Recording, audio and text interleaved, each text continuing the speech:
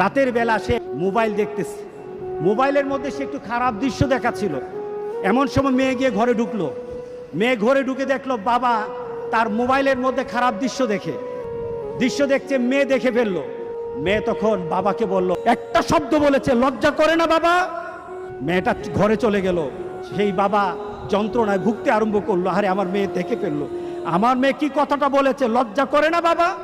সে লোকটা অফিসে চলে গেল, অফিস করতেছে, কিন্তু আর ভালো লাগে না।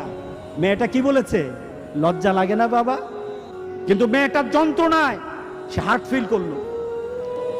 মেয়েটা এরপরে মারা গেল।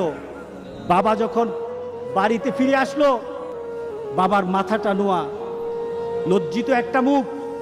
এখনই আমার মেয়ের সাথে দেখা হলে আমার কানে বাজতেছে, আমার মেয়ে আমাকে বলেছে, লজ্জা লাগে না বাবা? আমি কিভাবে আমার মেয়ের সামনে যাব? এই চিন্তা যখন করতেছে,